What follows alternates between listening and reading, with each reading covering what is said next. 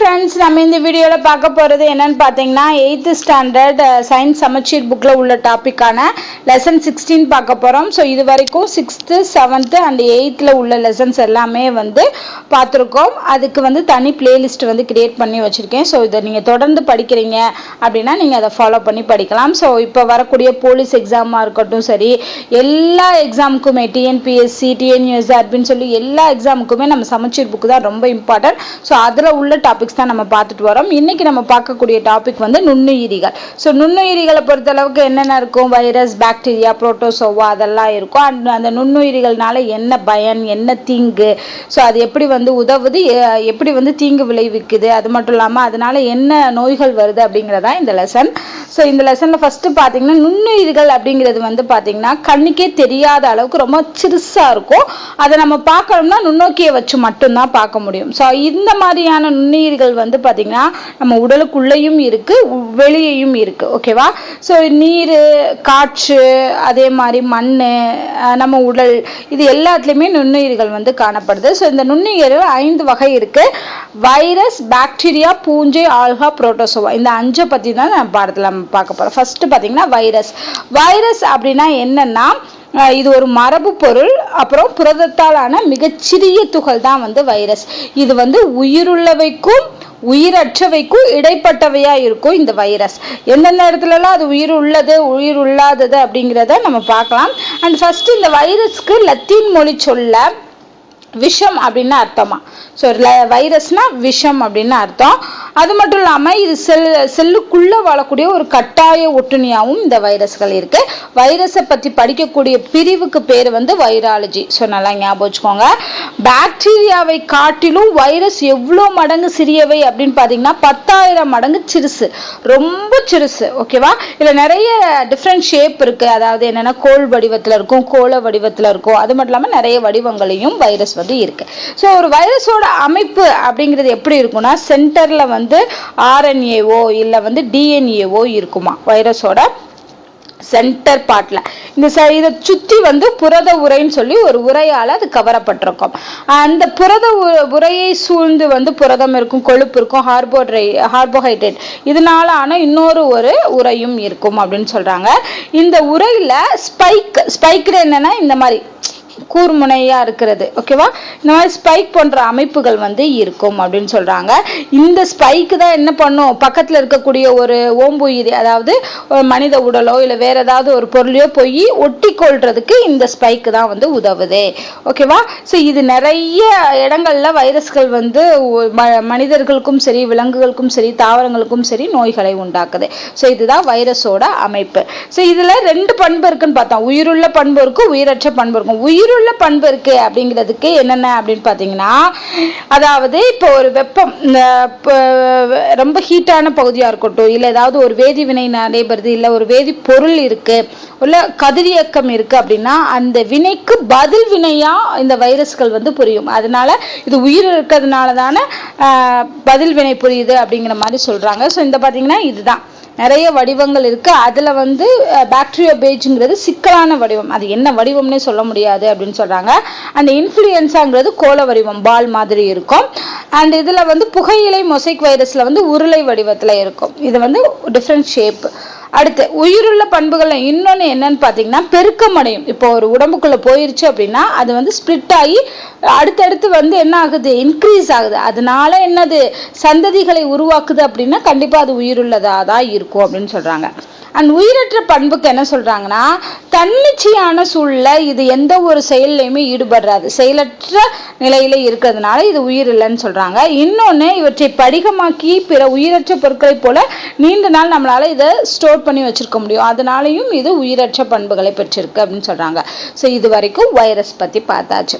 அடுத்து பாக்டீரியா. பாக்டீரியானாலே ஒரு செல்லாலான ப்ரோகேரியாட்டிக் உயிரினம்னால என்ன அர்த்தம்னா அதுல உட்கரு கிடையாது, அதுதான் அர்த்தம். சோ அப்ப இது ஒரு செல்லாலான ப்ரோகேரியாட்டிக் உயிரினம். அண்ட் இது வந்து பூமியில தோன்றிய முதல் உயிரினம் எதுன்னு கேட்டாங்கன்னா, வாழும் உயிரினம் எதுன்னு கேட்டாங்கன்னா அது பாக்டீரியா தான். இது வந்து வகைப்பாட்டியல்ல மொனிரா அப்படிங்கிற உலகத்தின் கீழே வந்து இந்த பாக்டீரியாக்கள் வரும். பாக்டீரியாவை பத்தி படிக்கக்கூடிய பிரிவுக்கு பேரு பாக்டீரியாலஜி. இதோட சைஸ் வந்து பாத்தீங்கன்னா நம்ம சொல்லிடலாம் இவ்வளவுதான் சைஸ்னா, வைரஸ்க்கு அப்படி சொல்ல முடியாது, அது ரொம்ப ரொம்ப கம்மியான சைஸு. ஓகேவா? இதோட பாக்டீரியாவோட சைஸ் வந்து பார்த்தீங்கன்னா 1 மைக்ரோமீட்டர்லேருந்து 5 மைக்ரோமீட்டர் வரைக்கும், 1 மைக்ரோமீட்டர்லேருந்து 5 மைக்ரோமீட்டர் வரைக்கும் இருக்கும். அது மட்டும் இல்லாமல் இது 2 வகையாக பிரிக்கிறாங்க சுவாசத்தின் அடிப்படையில். காற்று இருக்கும்போது ஒரு சுவாசம், காற்று இருக்குன்னா என்ன அர்த்தம், அது ஆக்சிஜன் தேவைப்படும் போது ஒரு சுவாசம், அதுதான் காற்று சுவாச பாக்டீரியான்னு சொல்கிறாங்க. அதே இது ஆக்சிஜன் தேவைப்படாத போது காற்றில்லா சுவாச பாக்டீரியா அப்படின்னு சொல்கிறாங்க. ஸோ இந்த பாக்டீரியாவோட அமைப்பு பார்த்தீங்க அப்படின்னா செல் சுவர் எனப்படக்கூடிய வெளி அடுக்கு இருக்கும். பாக்டீரியாவுக்கும் செல் சுவர்ங்கிற வெளி அடுக்கு இருக்கும். அது மட்டும் இல்லாமல் உட்கரு பொருட்கள் வந்து நியூக்ளியாய்டு அப்படின்னு அழைக்கப்படுது.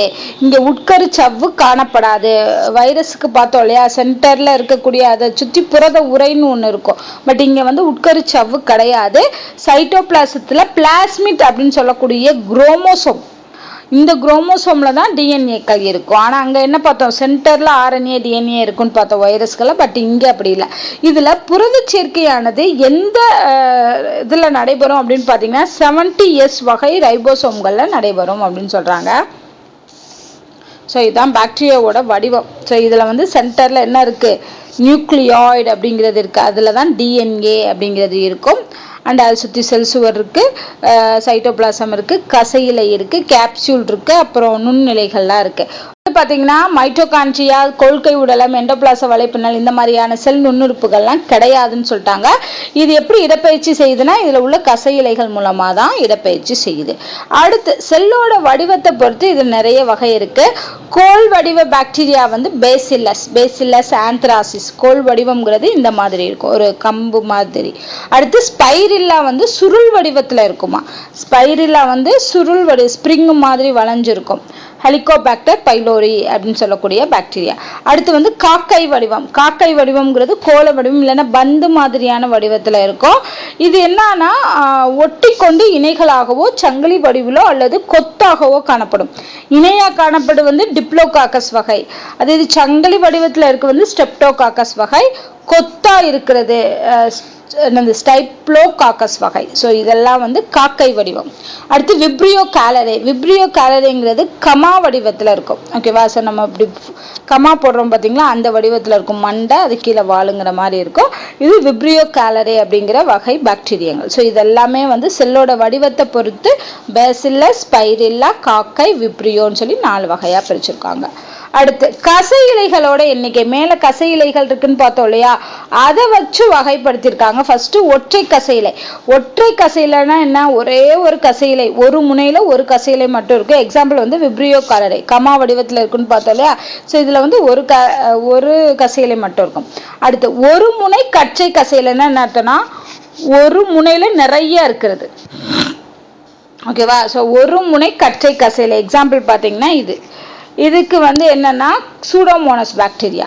அடுத்து இருமுனை கற்றை கசையிலைன்னா 2 முனையிலையுமே அதிகமான கசையிலைகள் இருக்கிறது. ஓகேவா? கற்றையா இருக்குது. அதுக்கு எக்ஸாம்பிள் வந்து ரோடோஸ்பைரிலம் ரூபரம். அடுத்து சுற்று கசையிலைன்னா சுத்தி வேற கசையிலை இருக்கிறது. எக்ஸாம்பிள் வந்து ஏகோலை பாக்டீரியா. ஓகேவா? ஃபுல்லாவே சுத்தி உடம்பு சுத்தி கசையில இருக்கும். கசையிலையே இல்லாதது அப்படின்னா கசையிலையற்றது. எக்ஸாம்பிள் வந்து கோரினி பாக்டீரியா, டிப்தீரியா. ஸோ டிப்தீரியா பாக்டீரியாவுக்கு வந்து கசையிலையே இருக்காது. ஸோ இதுக்கு வந்து இந்த எக்ஸாம்பிள்ஸ் ஞாபகம் வச்சுக்கோங்க. ஒற்றை கசையிலைக்கு வந்து விப்ரியோ காலரா, ஒரு முனை கற்றை கசையிலைக்கு வந்து சூடோமோனஸ், இருமுனை கற்றை கசையிலைக்கு வந்து ரூபரம் ரோடோஸ்பைரிலம் ரூபரம், சுற்று கசையிலைக்கு வந்து ஏகோலை, கசையிலை அற்றது வந்து டிப்தீரியா, கோரினி பாக்டீரியம் டிப்தீரியா. அடுத்து இது வந்து பார்த்தீங்கன்னா நிறைய வழிகளை உணவை பெறுது. ஃபர்ஸ்ட் வந்து ஒளி சேர்க்கை செய்து கொள்ளும். ஏன்னா அதுகிட்ட என்ன இருக்கு, பச்சையம் இருக்கு. சைனோ பாக்டீரியங்கள் எல்லாமே வந்து பார்த்தீங்கன்னா ஒளிச்சேர்க்கை செய்து கொள்ளக்கூடியது. ஸோ தனக்கு தேவையான உணவை தானே தயாரித்து கொள்ளும். இப்போ அசாதாரண சூழல் வாழும் பாக்டீரியங்கள் எல்லாமே சூரியனிடமிருந்து ஆற்றலை பெற்று அதை வேதிப்பொருட்கள்லாம் ஓகேவா பயன்படுத்தி உணவை தயாரிச்சுக்கொள்ளும். எக்ஸாம்பிள் வந்து அம்மோனியம், ஹைட்ரஜன் சல்ஃபைடை வச்சு அது உணவை தயாரித்து கொள்ளும். ஸோ இதுக்கு பேர் வந்து வேதி தற்சார்பு உணவூட்டம். ஓகேவா? ஸோ வேதிப்பொருட்களை பயன்படுத்தி அது தனக்கான உணவை தானே தயாரித்து கொள்றதுனால இது வேதி தற்சார்பு உணவூட்டம்னு அழைக்கப்படுது. அண்ட் சில வகையான பாக்டீரியங்கள் வந்து கூட்டுயிரி வாழ்க்கை வாழும், வேற ஒரு உயிரினங்களோட சேர்ந்து வாழுது. எக்ஸாம்பிள் வந்து மனிதனோட சிறுகுடல்ல வாழக்கூடிய ஏகோலை பாக்டீரியா, இது வந்து கூட்டுயிரி வாழ்க்கைக்கு எக்ஸாம்பிள். அடுத்து இது பிளத்தல் முறையில இனப்பெருக்கம் செய்துன்னு சொல்றாங்க. இரண்டா பிளக்கிறது, பல வகை பிளத்தல்ங்கிற முறையில இனப்பெருக்கம் செய்து. இதுதான் வந்து பாக்டீரியாவோடது. அடுத்து நம்ம பார்க்க போறது பூஞ்சை. ஓகேவா? ஸோ இது வந்து யூகேரியோட்டிக் வகை. இதோட உட்கரில் என்ன உட்கரி இருக்கும் இதுக்கு. ஓகேவா? இதில் வந்து பச்சையம் கிடையாது, அதனால இது என்ன பண்ண முடியாது, ஒளிச்சேர்க்கை செய்ய முடியாது. அது மட்டும் இல்லாமல் இதுக்கு வந்து வெளிச்சம் தேவை கிடையாது, ஏன்னா அதில் பச்சையமே இல்லை. அது மட்டும் இல்லாமல் ஒளிச்சேர்க்கை செய்ய போகிறதும் கிடையாதுனால ஒளியற்ற சூழலிலுமே இந்த பூஞ்சைகள் வளருது. இதில் ஒரு செல் வகையும் இருக்குது, பல செல் வகையும் இருக்குது. ஒரு செல் வகைக்கு எக்ஸாம்பிள் வந்து ஈஸ்ட், பல செல் வகைக்கு எடுத்துக்காட்டு வந்து பென்சிலியத்தோட வகைகள் எல்லாமே பல செல்களால் ஆனது. இது எல்லா இடத்துலையுமே காணப்படும் சொல்றாங்க. அண்ட் இது வந்து வகைப்பாட்டியல பூஞ்சை உலகத்தின் கீழே வரக்கூடியது. அண்ட் பூஞ்சைகளை பற்றி படிக்கக்கூடிய பிரிவு வந்து மைக்காலஜி. மற்றதெல்லாம் ஈஸியா சொல்லலாம், வைரஸாலஜி, பாக்டீரியாலஜின்னு. பட் இது பூஞ்சைகளை பற்றி படிக்கக்கூடிய பிரிவுக்கு பேர் வந்து மைக்காலஜி.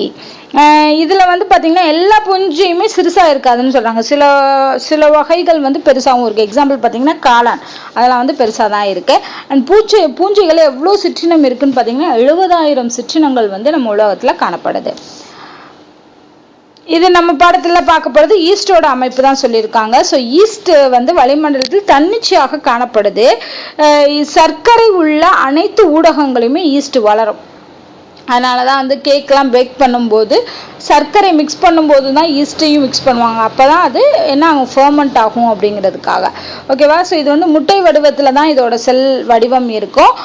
செல் சுவர் இருக்குது, அதே மாதிரி உட்கரு இருக்குது.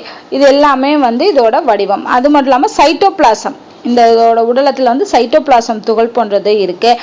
அது மட்டும் இல்லாமல் வேக்யூல் இருக்குது. வேற என்ன இருக்குது, வேக்யூல் செல் நுண்ணுறுப்புகள், கிளைகோஜன் எனப்படும் எண்ணெய் துளிகள், இது எல்லாமே வந்து ஈஸ்டோட உடலத்தில் வந்து காணப்படுகிறது. அது மட்டும் இல்லாமல் இது வந்து சைமேஸ் என்னும் நொதியோட உதவியால் நொதித்தல்ல ஈடுபடுது. நம்ம சொல்கிறோம் இல்லையா, ஃபர்மெண்ட் ஆகுதுன்னு சொல்கிறோம்ல, அந்த நொதித்தலுக்கு என்ன நொதி வந்து தேவை அப்படின்னா சைமேஸ்ங்கிற நொதி இருக்கிறதுனால இது நொதித்தல்ல ஈடுபடுது. காற்றில்லா சூழலில் சுவாசிக்கின்றன, மொட்டு விடுதல் மூலமாக இனப்பெருக்கம் செய்யுது. ஸோ இதெல்லாமே ஈஸ்டோட அமைப்பு. அடுத்து ஆல்கா, பாசின்னு சொல்கிறோம் இல்லையா, இதுவுமே வந்து பார்த்தீங்கன்னா யூகேரியோட்டிக் உயிரினம் தான். இது ரொம்ப ஈரப்பதமான இடத்துல தான் வாழும். அதனால தான் குளம் குட்டைகள் எல்லாத்துலேயுமே பாசிகள் வளருது அப்படின்னு சொல்கிறோம். இது வந்து நிறைய பசுங்கணிகம் இதில் இருக்கும். ஓகேவா? ஸோ பெட்ரோலைவை ஏரி குளங்களின் மேற்பரப்பில் பரலமாக காணப்படுது. இதை வந்து நீர் புற்கள் அப்படின்னு சொல்லி அழைக்கிறாங்க. ஏன்னா தண்ணியில மிதந்துக்கிட்டு வாழ்றதுனால இது நீர் புற்கள்னு அழைக்கிறாங்க. இது பசுங்கணிகங்கள் அதிகமாக இருக்கிறதுனால தனக்கு தேவையான உணவை தானே தயாரிச்சு கொள்ளும். அது மட்டும் இல்லாமல் ஒளிச்சேர்க்கைக்கு தேவையான பச்சையத்தையும் பசுங்கணிகங்கள் கொண்டு இருக்கிறதுனால இதனால தனக்கு தேவையான உணவை தானே தயாரித்து கொள்ள முடிகிறது. ஓகேவா? ஸோ பூஞ்சையால் அப்படி தயாரிக்க முடியாது. அண்ட் இது பற்றிய பாடப்பிரிவுக்கு பேர் வந்து ஆல்காலஜி. அதுக்கு இன்னொரு பேர் வந்து பைக்காலஜின்னு சொல்றாங்க. மைக்காலஜினா பூஞ்சை பற்றியது, பைக்காலஜினா ஆல்கா பற்றியது. ஸோ இதோட வகைகள் பார்ப்போம். ஆல்கா வகை அளவு வந்து பார்த்தோம்னா 1 மைக்ரான்லேருந்து 50 மீட்டர் வரைக்குமே காணப்படும்னு சொல்கிறாங்க. இதில் ஒரு செல்லாலான நுண்ணியவைகளாகவோ அல்லது பல செல்லாலான பெரிய அளவுடையதாகவோ இருக்கும். நுண்ணிய அளவுங்கிறது கிளாமிடோமோனாஸ், இருக்கிறதுல சிறுசு கிளாமிடோமோனாஸ். அதே இது பெரிய அளவு வந்து சர்க்காசம். இந்த வகை பூஞ்சை ஆல்கா வந்து பெருசாக இருக்கும். அடுத்து இதில் வடிவம் பார்த்தீங்கன்னா கோள வடிவம், கோள் வடிவம், சுழல் வடிவம்லாம் இருக்கு. இது வந்து பல செல்களான ஆல்காக்கள் இலைகளோட கிளைத்து காணப்படும். இலை தலையெல்லாம் வச்சு கிளைத்து காணப்படுகிறதுன்னு சொல்லியிருக்காங்க. ஸோ இதில் நம்ம கிளாமிடோமோனஸோட செல் அமைப்பு தான் பார்க்க போகிறோம். எளிய அமைப்பு, ஒரு செல்லால் ஆனது. அதே மாதிரி நகரும் திறனுடைய நன்னீர் வாழ் பாசிகள் தான் இந்த கிளாமிடோமோனஸ். இது முட்டை வடிவத்தில் இருக்கும், கோள வடிவத்தில் இருக்கும், இல்லைன்னா பேரிக்காய் வடிவத்தில் இருக்கும்னு சொல்கிறாங்க. ஸோ இந்த ஷேப்பு இதுதான். ஓகேவா? இது குளம் குட்டை அது மட்டும் இல்லாமல் தொட்டி, தண்ணி தொட்டிகள் எல்லாமே இந்த கிளாமிடோமோனாஸ் வந்து காணப்படும். இது வந்து இதோட வடிவம்ங்கிறது பேரிக்காய் வடிவம். இதை பார்த்தாலே சொல்லலாம் பேரிக்காய் ஷேப்பில் இருக்குது அப்படின்னு. அண்ட் இதில் பார்த்தீங்கன்னா இதோட செல்கள் எல்லாமே செல்லுலோஸ் அப்படிங்கிற மெல்லிய உறுதியான செல் சுவரினால் சூழப்பட்டு உள்ளது. செல்லுலோஸான செல் சுவரினால் சூழப்பட்டு உள்ளது. இதுக்குள்ள என்னது, செல் சுவருக்கும் பசுங்கணிகத்துக்கும் இடையில என்ன இருக்கு அப்படின்னு பார்த்தோம்னா சைட்டோபிளாசம். ஓகேவா. ஸோ சைட்டோபிளாசம் நிரம்பி இருக்கிறது. இது வந்து கோப்பை வடிவ பசுங்கணிகத்தின் உட்புற குழிப்பகுதியில் பெரிய இருண்ட உட்கருவை கொண்டுள்ளது. ஓகேவா. ஸோ இதுக்குள்ளதான் வந்து என்ன இருக்கு, உட்கரு இருக்கு அப்படின்னு சொல்றாங்க. இங்க முன்னாடி பகுதியில கசையில இருக்கு, அது வந்து இடப்பெயர்ச்சிக்கு பயன்படுகிறது. 2 சுருங்கும் நுண்குமிழ்கள் ஒவ்வொன்றும் கசையிலின் அடிப்பகுதியில் காணப்படுகின்றன. இந்த இருக்கு இல்லையா வாக்யூல்ஸ், அது வந்து கசைலையோட அடியில வந்து காணப்படுகிறதுன்னு சொல்றாங்க. அது மட்டும் இல்லாம பசுங்கணிகத்தின் முன்புற பகுதி சிறிய சிவப்பு நிறத்திலான கண் புள்ளிகளை கொண்டுள்ளது. அப்படின்னு சொல்றாங்க. சிவப்பு நிறத்திலான கண் புள்ளி. அண்ட் இது எதுக்காக அப்படின்னா, இது வந்து பசுங்கணிகத்தோட முன்பகுதியில இருக்கு அந்த கண்புள்ளி. அது மட்டும் இல்லாம இது என்னென்ன முறையில இனப்பெருக்கம் செய்யணும், பால் முறை அண்ட் பாலிலா முறை, இது 2 வகையிலுமே இனப்பெருக்கம் செய்யுது. அடுத்து புரோட்டோசோவாக்கள். புரோட்டோசோவாக்கள் கிரேக்க மொழியில புரோட்டோஸ்னா முதல்னு அர்த்தமா, சோவன்லாம் விலங்குன்னு அர்த்தமா. அப்ப இது என்ன அர்த்தம், முதல் விலங்கு அப்படிங்கிறது தான் புரோட்டோசோவாக்கள். இதுவுமே யூகேரியாட்டிக் வகையை சார்ந்தது. இது வகைப்பாட்டியலோட புரோட்டிஸ்டாங்கிற உலகத்தின் கீழே இந்த புரோட்டோசோவாக்கள் இடம்பெறும். இதை பற்றி படிக்கக்கூடிய பாடப்பிரிவுக்கு பேர் வந்து புரோட்டோ விலங்கியல் அப்படிங்கிறது. அண்ட் இதோட அளவு பார்த்தீங்கன்னா 200 மைக்ரான் அளவு உடையதாக இந்த புரோட்டோசோவான்கள் இருக்கு. அடுத்து இதெல்லாம் வகைகள், பாரமிசியம், யூக்ளினா, பிளாஸ்மோடியம், இதெல்லாமே ஒவ்வொரு ஷேப்புக்குரியது. அண்ட் இதுல வந்து பாத்தீங்கன்னா புரோட்டோசோவான்களோட வகைகள்ல ஃபர்ஸ்ட் வந்து பாத்தீங்கன்னா சிலியேட்டாங்கிறது வகை. சிலியேட்டாங்கிறது சிலியாக்களால் இடம்பெறுகின்றன. சிலியாக்கள் கசையிலை மாதிரி இங்க சிலியாக்கள் வச்சு இடம்பெறுறது. எக்ஸாம்பிள் பாரமிசியம். இதை பார்த்தீங்கன்னா அந்த நீட்சிகள் தெரியும். அடுத்து பிளாஜெல்லேட்டா கசையிலைகளால் இடம்பெறுகின்றன. யூக்ளினா எக்ஸாம்பிள் பார்த்தீங்கன்னா இந்த இருக்குல்லையா கசையிலைகளை வச்சு இடம்பெயர்றதுனால இது பிளாஜெல்லேட்டாங்கிற வகை. அடுத்து சூடோபோடியா போலிக்கால்களால் இடம்பெயருது. எக்ஸாம்பிள் அமீபா, போலிக்கால்கள்னாலே அமீபா. அடுத்து ஸ்போரோசோவா, இது வந்து ஒட்டுண்ணிகள். எக்ஸாம்பிள் வந்து பிளாஸ்மோடியம். ஓகேவா. So ciliata, flagellata, pseudopodia, sporozoa, இது எல்லாமே புரோட்டோசோவாகளோட வகைகள். அடுத்து புரோட்டோசோவாவின் செல்லின் அமைப்பு. ஸோ புரோட்டோசோவா செல்லின் அமைப்பு பார்த்தீங்கன்னா அமீபாவை சொல்லியிருக்காங்க. ஸோ இதுவுமே ஒரு செல்லாலான உயிரினம், குளத்து நீரில் தான் வாழும். இதுக்குன்னு சொல்லி எக்ஸாக்டான ஷேப்பு கிடையாது, ஒழுங்கற்ற வடிவத்தில் இருக்கும். இதில் செல் சவ்வு இருக்கு. அது மட்டும் இல்லாமல் சைட்டோபிளாசம் இருக்கு, உட்கரு இருக்கு. இதுல வந்து போலிக்கால்கள், இந்த போலிக்கால்கள் மூலமா தான் வந்து என்னது ஒரு இடத்துல இருந்து இன்னொரு இடத்துக்கு இடம்பெயர்க்க முடியும். அது மட்டும் இல்லாம செல் சவ்வின் நீட்சி அடைந்த பகுதியா இந்த போலிக்கால்கள் இருக்குது. இடையை பிடித்து அது சாப்பிட்றதுக்கு உதவுகிறது அப்படின்னு சொல்றாங்க.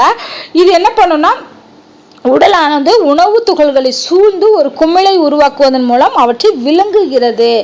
அது ஒரு பொருளை சாப்பிடணும்னா அந்த பொருளை போய் சுற்றி அதை வந்து என்ன பண்ணணும் உள்ள எடுத்துக்கிறோம் அப்படின்னு சொல்றாங்க. இதுல வந்து சைட்டோபிளாசத்தில் உள்ள சுருங்கும் நுண்குமிழ்கள் கழிவு நீக்கத்திற்கு பயன்படுகின்றன. ஸோ அமீபாவோட கழிவு நீக்க உறுப்புங்கிறது என்னது, சுருங்கும் நுண்குமிழ்கள். அடுத்து இணைவு ஸ்போர் உருவாக்குதல் மூலமா இது இனப்பெருக்கம் செய்யுது.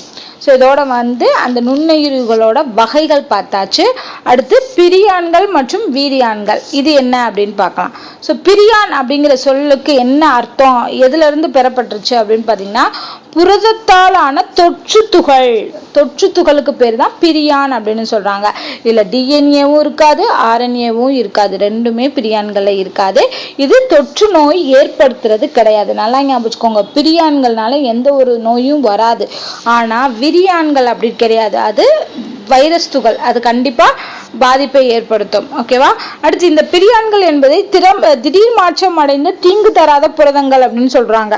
மியூட்டட் புரோட்டீன்ஸ் இது வந்து மூளையின் அமைப்பு நரம்பு திசுக்களை பாதிப்பதன் மூலம் நோய்களை ஏற்படுத்துகின்றன. எக்ஸாம்பிள் வந்து குயிட்ஸ்பெல்ட் ஜேக்கப் நோய், இதுக்கு காரணம் வந்து இந்த பிரியான்கள் தான். அது மட்டும் இல்லாமல் இன்னொரு நோய் வந்து குருன்னு சொல்றாங்க, அதுவுமே ஒரு எடுத்துக்காட்டு தான் அப்படின்னு சொல்றாங்க. இது உண்ணிகளோட தொடர்புடையது இந்த பிரியான்கள். ஸோ இதோட அமைப்பு வந்து இங்க கொடுத்துருக்காங்க, ஸ்ப்ரிங் மாதிரி இருக்கு. அடுத்து விரியான்கள், இதுதான் முழுமையான வைரஸ் துகள். இது கேப்சிட் அப்படின்னு சொல்லக்கூடிய ஒரு புரத உரையால சூழப்பட்டு இருக்கும். ஓகேவா. புரத உரை இந்த இருக்கு இல்லையா, கேப்சிட் அப்படிங்கிற புரத உரையால சூழப்பட்டு இருக்கும். அது மட்டும் இல்லாம நியூக்ளிக் அமிலம் இங்கே தான் டிஎன்ஏ அண்ட் ஆர்என்ஏ வருது. இது எல்லாமே இதோட சென்டரில் இருக்கும் அப்படின்னு சொல்கிறாங்க. இது வந்து செல்லுக்கு வெளியே காணப்படக்கூடிய வைரஸ்கள், அதனால தான் இது விரியான்கள் அப்படின்னு சொல்கிறாங்க. இந்த விரியான்கள் என்ன பண்ணுன்னா உயிருள்ள திசுக்களில் பாதிப்பை ஏற்படுத்தக்கூடியது. அதனால இது கொஞ்சம் என்னது நமக்கு தீங்கு தரக்கூடியது தான். ஓகேவா? ஸோ இது வரைக்கும் வந்து நம்ம இந்த வீடியோவை கம்ப்ளீட் பண்ணிக்கலாம். இன்னும் வந்து ஒரு 5 pages இருக்குது. அதை வந்து நம்ம நெக்ஸ்ட் வீடியோவில் பார்க்கலாம். தொடர்ந்து பாருங்கள். இந்த வீடியோ உங்களுக்கு பிடிச்சிருந்தா லைக் அண்ட் ஷேர் பண்ணுங்கள். நன்றி.